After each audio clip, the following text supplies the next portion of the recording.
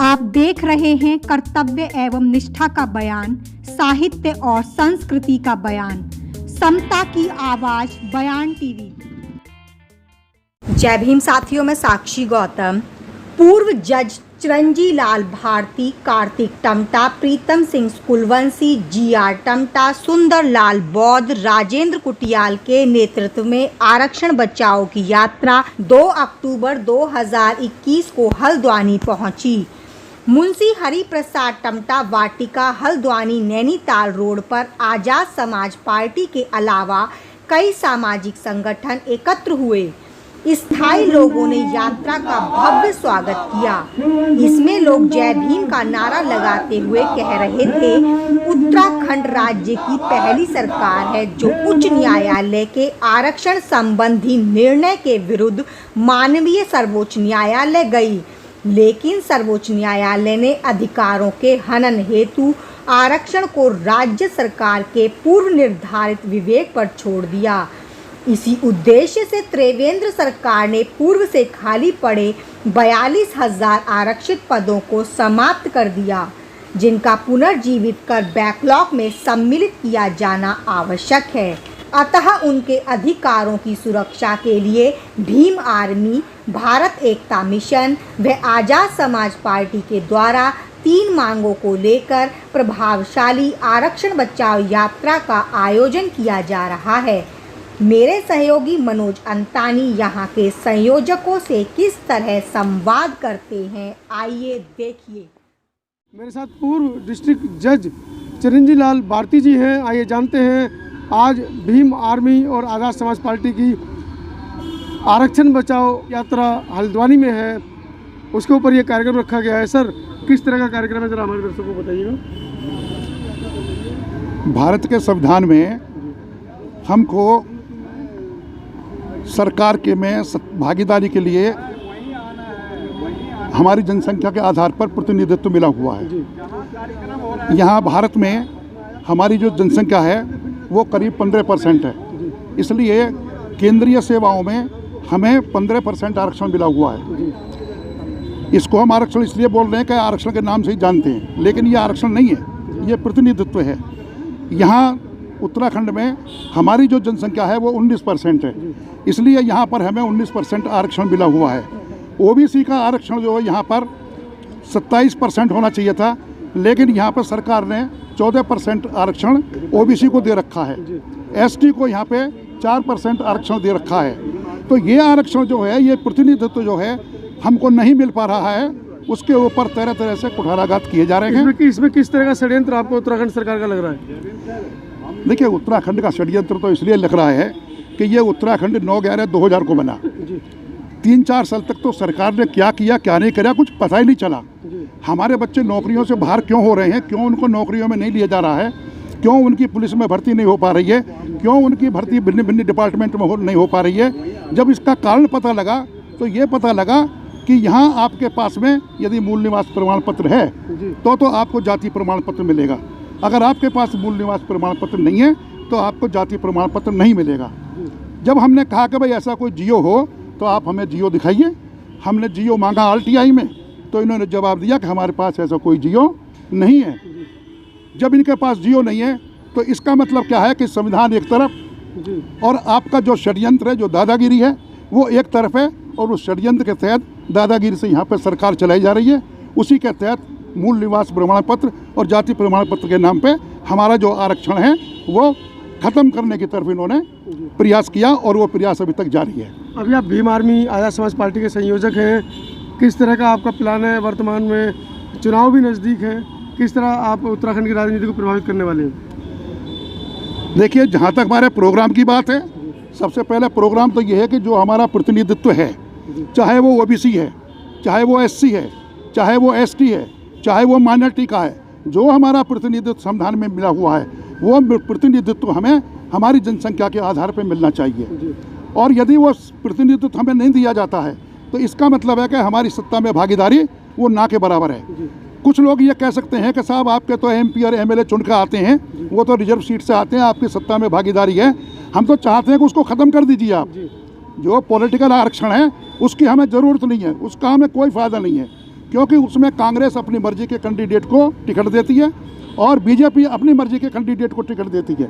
सभी पार्टियां अपनी अपनी मर्जी के कैंडिडेट को टिकट देती हैं, लेकिन जो हमारा कैंडिडेट ऐसा है, जुझारू है, जो संघर्ष से निकल कर आया है, उसको टिकट कभी भी नहीं देंगे। इसलिए हम ये चाहते हैं कि जो पॉलिटिकल आरक्षण है उसकी हमें ज़रूरत नहीं है, जब चाहे उसे ख़त्म कर दें, उसका ना हम पे एहसान थोपें और ना उसके हमारे संबंध में हमसे ये कहें कि हमने उनको आरक्षण दे रखा है। जो सरकारी नौकरियों का जहाँ तक उसका बात है, वो हमें परमानेंट मिला हुआ है, उसमें कोई कुठाराघात नहीं है।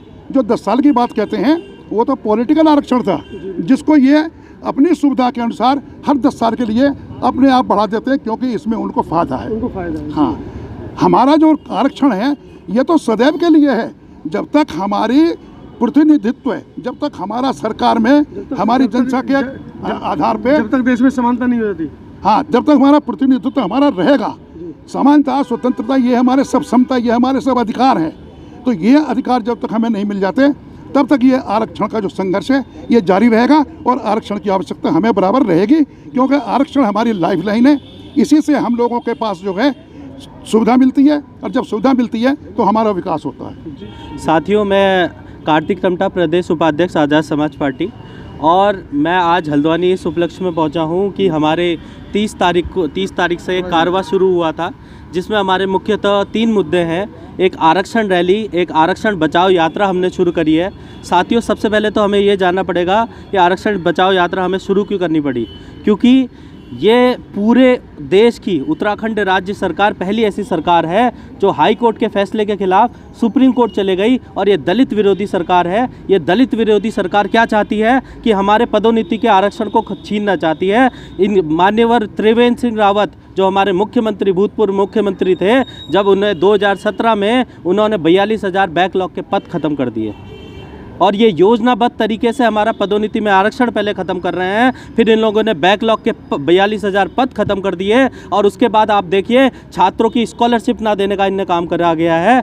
तो ये जो पूरी की पूरी सरकार साबित हुई है, ये दलित विरोधी सरकार साबित हुई है। अगर दलितों का उत्थान करना है तो इसमें एक दलित चेहरा चाहिए, और वो दलित चेहरा कोई नहीं है जो खुले तौर पर अपने दलित समाज की बात रख सके। इसलिए आज़ाद समाज पार्टी को आगे आना पड़ा, और आज़ाद समाज पार्टी ने आज आगाज़ कर दिया है कि हम अपने दलितों के हक अधिकारों के लिए अपनी प्राणों की आहुति देने के लिए तैयार हैं, और पूरे उत्तराखंड राज्य में एक ऐसी सरकार बना के दिखाएंगे जो सिर्फ और सिर्फ समता, न्याय और बंधुत्व का काम करेगी, और पूरे के पूरे उत्तराखंड में अब पदोन्नति में आरक्षण में को बहाली करने का काम करेंगी। सभी को मेरा 2022 के मद्देनज़र क्या आपकी रणनीति है? 2022 के मद्देनज़र हमारी रणनीति है कि सबसे पहले तो हम लोग जो हमारे पूरे राज्य में जो मुद्दे चल रहे हैं, सबसे ज्वलंत मुद्दे हैं, जैसे ये सरकार सबसे पहले शोषित वंचितों के लिए काम करना चाहती है, और शोषित वंचितों के लिए जब तक काम नहीं होगा कोई भी सरकार सफल नहीं मान सकती अपने आप को। और आज तक सरकारों के विफलता का कारण यही है कि उन्होंने गरीबों को नकारा है, और ये जो भाजपा की सरकार है ये सिर्फ आप देख सकते हैं अमीरों की सरकार है। तो हमारी अगर सरकार आती है तो उत्तराखंड के अंदर सबसे पहले गरीबों को मजबूत करने का काम करेगी। पहाड़ों में गांव-गांव सड़क नहीं है तो सड़कों को बनाने का काम करेगी। पहाड़ों में हम लोग देख रहे हैं, प्लेन्सों में भी हम लोग देख रहे हैं कि स्वास्थ्य सुविधाएँ पूरे उत्तराखंड में चरमरा गई हैं आज के टाइम पर। गठबंधन के विषय में अभी हम कुछ नहीं कह सकते हैं। उत्तराखंड में आज़ाद समाज पार्टी पूरी तरीके से अपने दम पे लड़ेगी, और आज़ाद समाज पार्टी इतनी सक्षम है। ये दलितों की सरकार, ये बहुजनों की सरकार, ये पीड़ितों की सरकार, ये शोषितों की सरकार इतनी सक्षम है कि अपने दम पे सरकार बनाना चाहती है। हम गठबंधन के लिए अभी कुछ नहीं कहना चाहते। आपको मालूम है कि इन्होंने 42,000 जो पद हैं बैकलॉग के ख़त्म कर दिए, जबकि संविधान में बैकलॉग के पदों को स्पेशल ड्राइव चला करके पूरा किया जाना चाहिए। पदोन्नति में आरक्षण इन्होंने ख़त्म कर दिया, तो एक तीर से 2 निशाने मारे हैं इन्होंने। किसी पद का आदमी अगर प्रमोट होकर दूसरे पद में जाता है तो पहला पद खाली होता है, वह SC ST OBC का होता है, तो उसको जो है वो भर नहीं रहे, क्योंकि पदोन्नति बंद कर दी। तो इसका मतलब जो है नियुक्ति में भी उसका सीधा असर पड़ेगा। और ये काम, और छात्रवृत्ति इस प्रदेश के अंदर कई दिनों से पेंडिंग पड़ी हुई है। जो हमारे शेड्यूल कास्ट के कमज़ोर वर्ग के छात्र हैं, SC ST OBC के हैं, तो वो छात्रवृत्ति के अभाव में जो है पढ़ लिख नहीं पा रहे हैं। अतः शिक्षा पर भी इन्होंने जो है ये तो आपने मुद्दे बताए हैं। अब हम आपसे के साथ मुद्दे की बात करते हैं। आरक्षण में सरकारी नौकरी में प्रमोशन में आरक्षण का बिल समाजवादी पार्टी की सरकार में फाड़ा गया था। अभी अखिलेश यादव जी का बयान आता है कि हम अपने उस निर्णय पर आज तक भी अटल है, मतलब हम उस पर रहेंगे, आगे भी प्रमोशन में आरक्षण का हम विरोध करते रहेंगे। उसके बावजूद आपकी पार्टी के राष्ट्रीय अध्यक्ष और आपकी समाज सेवी संगठन के, जिनको तथाकथित कह सकते हो, बहुत सारे नाम निकल के आए हैं कि हम संस्थापक हैं, वो जाकर उन लोगों से गठबंधन बनाने की फिराक में है, उनके साथ फोटो खिंचवा रहे हैं। कैसे आप इस भोले वाले समाज को इस बात से आप मतलब समझा पाएंगे? देखिए, एक बात है, संविधान का आर्टिकल 16(4)A अगर आप भी पढ़ें और अखिलेश जी भी पढ़ें या हमारे चंद्रशेखर जी भी पढ़ें, समझ में आ जाएगा, क्योंकि वो तो खुद ही एक लॉयर हैं।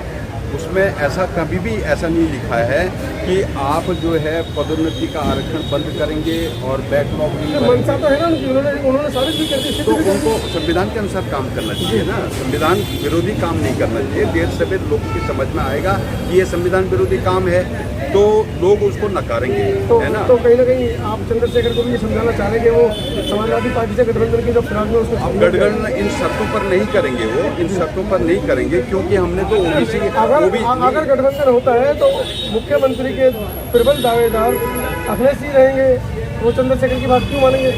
देखिए, अखिलेश जी मुख्यमंत्री रहेंगे, लेकिन वो सरकार के मुख्यमंत्री होंगे, अन्य मंत्री भी होंगे, विधानसभा भी होगी, तो अखिलेश जी अपनी मनमानी नहीं कर पाएंगे और न करना चाहिए। नहीं, उन्होंने तो स्पष्ट बोल दिया कि मेरी मंशा आज भी है प्रमोशन में आरक्षण के, समाजवादी पार्टी आज भी खिलाफत करती है। वो गलत बात बोला है। ओबीसी का जो आरक्षण है वो संवैधानिक आरक्षण बन चुका है। हमने तो जितने भी संगठन हमारे वंचित क्लास के हैं, उन्होंने हमेशा ओबीसी को प्रमोशन में आरक्षण देने की बात कही है। तो अखिलेश जी की समझ में नहीं आता, तो इसका मतलब वो समाज के साथ दलाली कर रहे हैं। तो फिर ऐसे दलाली करने वाले लोगों के साथ आपकी पार्टी क्यों खड़ी है? तो देर सवेर वो सामने आएगा। आज तो वो कह रहे हैं ना, जब सत्ता में आपके जैसे प्रबल संरक्षक होने के बावजूद ऐसी गलती आपकी पार्टी कैसे कर सकती है? नहीं, हमारी पार्टी अभी किया नहीं है ना गलती। फोटो खींच के आ गए, फोटो वायरल हो रहे हैं। फोटो खींचने से सभी दर्शकों को, सभी दर्शक इस फोटो को भी देखेंगे। लोगों के सामने फोटो खींच लेंगे, उससे क्या फर्क पड़ जाएगा? ऐसे थोड़ी कमरे में बैठ के साथ समझौता, सिद्धांत के साथ समझौता नहीं होगा। हम भाई चंद्रशेखर को भी बोलेंगे कि इस तरह का अवैधानिक, आप संविधान की बात करते हैं तो अवैधानिक काम क्यों करेंगे? वो नहीं करेंगे। वही हम आपके कयास जो हैं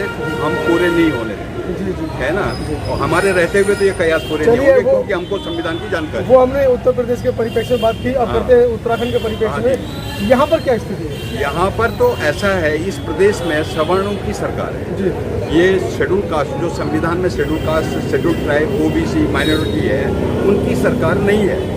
क्योंकि यहाँ पर 19% की आबादी शेड्यूल कास्ट की है, 4% की शेड्यूल ट्राइब की है और 14% की आबादी ओबीसी की है। ओबीसी समाज सामान्य के साथ है, लेकिन हम उनकी लड़ाई लड़ते हैं, हम एससी की लड़ाई लड़ते हैं, हम एसटी की लड़ाई लड़ते हैं। समझाएगा कौन? ये हम समझा रहे हैं, लोगों की समझ में आना चाहिए, लोगों को समझना चाहिए इस बात को। हम उनके संवैधानिक हितों की रक्षा करने के लिए आवाज़ उठा रहे हैं, तो देर सवेर तो उनके जो समझदार लोग हैं वो तो समझ रहे हैं, लेकिन जो नासमझ लोग हैं, जो पिछड़बू लोग हैं, तो वो उनके साथ जा रहे हैं। कहीं ना कहीं 2022 में उत्तराखंड में आपको लगता है कि चाहे किसी का गठबंधन हो या कैसे भी हो, आज़ाद समाज पार्टी अपना परचम लहराएगी? बिल्कुल परचम लहराएगी, निश्चित रूप से लहराएगी। आज़ाद समाज पार्टी का जो ये आरक्षण बचाओ रैली निकली है, यात्रा निकली है, जन जन तक पहुंचाएंगे और जन जन तक इसको पहुंचाएंगे। और दूसरी बात क्या है कि इस प्रदेश के अंदर विधानसभा में 15 विधायक हैं हमारे, जो 13 शेड्यूल कास्ट के, 2 जो हैं शेड्यूल ट्राइब के, 15 और एक जो विधायक, एक सांसद हैं अजय टमटा जी, वो भाजपा के हैं, और एक सांसद कांग्रेस के राज्यसभा में प्रदीप टमटा जी। लेकिन जब आरक्षण का बिल, जब आरक्षण का जो हाईकोर्ट से डिसीजन था और वो डिसीजन हमारे फेवर में था, इन वर्गों के फेवर में था, और उसके खिलाफ उत्तराखंड की सरकार जब सुप्रीम कोर्ट गई, ये 15 विधायक और 2 सांसदों के मुंह में दही जम गया, चुप हो गए। वो इस समाज के जो हैं प्रतिनिधित्व नहीं करते।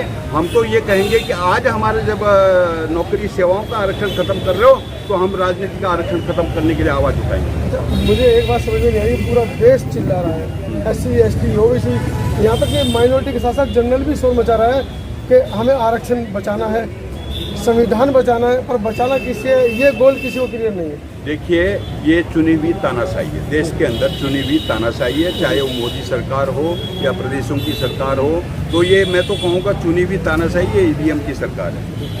ये ईवीएम का घोटाला जो है ना, पहले कहते थे कि बूथ कैप्चरिंग होती थी, लेकिन आज तो जो है ईवीएम कैप्चरिंग हो रही है। तो ईवीएम जिस देश ने शुरुआत की थी तो उस देश में बंद होगी, और यहाँ जो है भोले भाले लोगों को, अभी लोकतंत्र इस देश के अंदर परिपक्व नहीं हुआ है।